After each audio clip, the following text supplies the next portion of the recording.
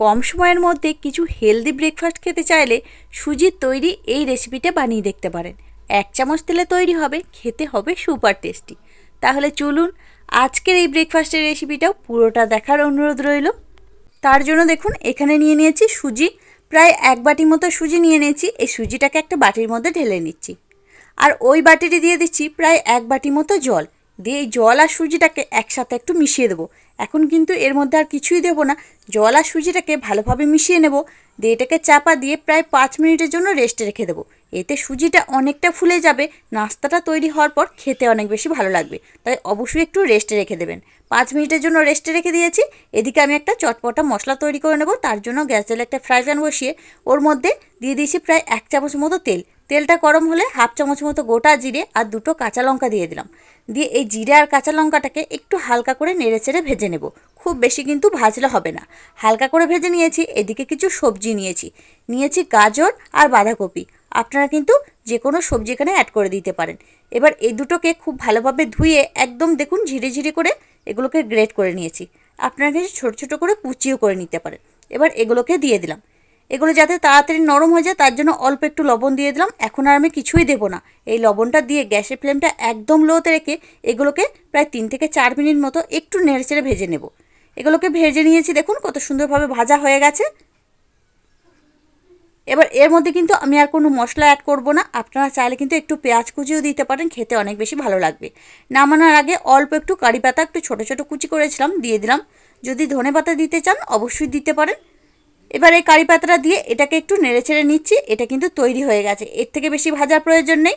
এবার এটাকে নামিয়ে একটু ঠান্ডা করে নিচ্ছি।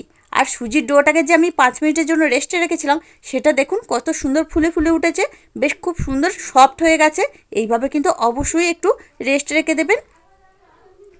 এবার এর মধ্যে প্রথমেই আমি যে সবজিগুলো ভেজে রেখেছিলাম সেগুলোকে দিয়ে দিচ্ছি। এবার দিয়ে দিচ্ছি 1/2 চামচ মতো লবণ। লবণটা অবশ্যই বুঝে ব্যবহার করবেন, কারণ সবজির মধ্যে কিন্তু লবণ দেওয়া ছিল। দিয়ে দিলাম 1/2 চামচ মতো জিরের গুঁড়ো, 1/2 চামচের থেকে একটু কম লঙ্কার গুঁড়ো, আবার 1/2 চামচের থেকে একটু কম অল্প সামান্য একটু হলুদের গুঁড়ো। দিয়ে দিচ্ছি অল্প একটু কাসুরি মেথি, এতে বেশ ভালো লাগবে। আপনারা কিন্তু ধনেপাতা থাকলে সেটাও দিতে পারেন। আর দিয়ে দিলাম 1/2 চামচ মতো চাট মশলা। আর এখানে কিছুই দেবো না, অল্প একটু জল দিয়ে সব কিছুকে একসাথে একটু মিশিয়ে নিচ্ছি।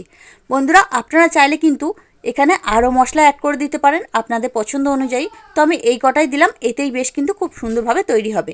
যেহেতু এটাকে একদম হেলদিভাবে তৈরি করছি তাই এখানে আমি বেশি কিছু মশলা অ্যাড করলাম না, আপনারা চাইলে দিতে পারেন। এবার এর মধ্যে আর একটু জল দেবো না, এই ব্যাটারটা একদম একটু মোটা করে তৈরি করে নিতে হবে।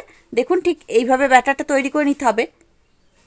এর থেকে কিন্তু খুব বেশি পাতলা করা যাবে না, ঠিক এইভাবে ব্যাটারের থিকনেসটা রেখে দিতে হবে।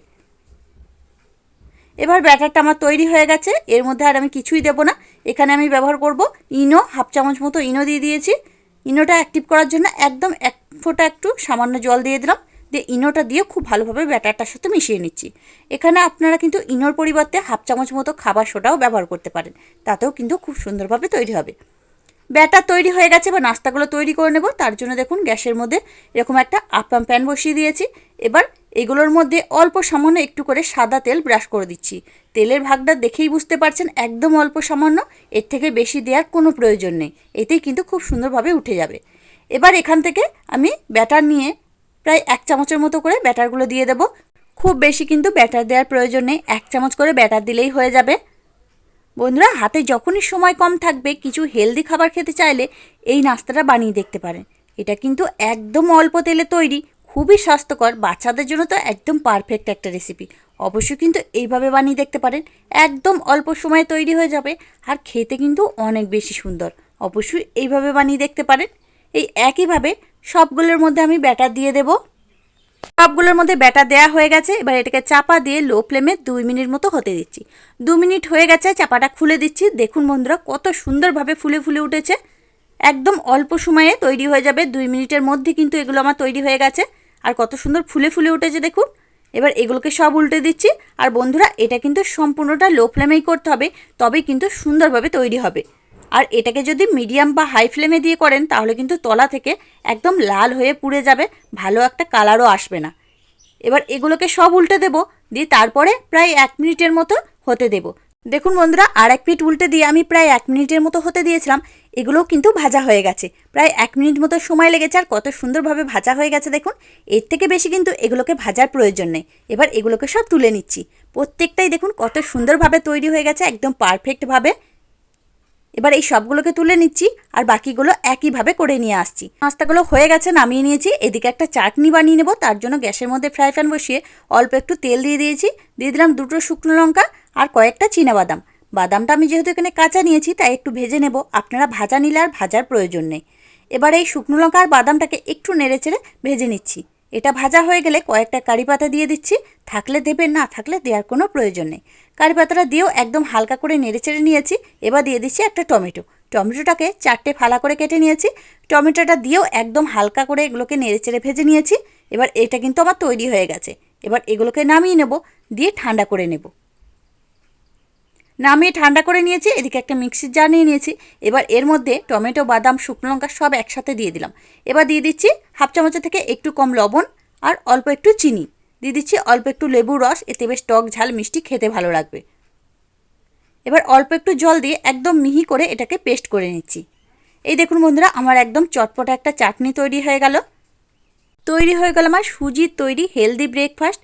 হাতে যখনই সময় কম থাকবে, কিছু চটপটা খেতে মন চাইলে অল্প একটু সুজি দিয়ে এই হেলদি ব্রেকফাস্টটা বানিয়ে দেখতে পারেন।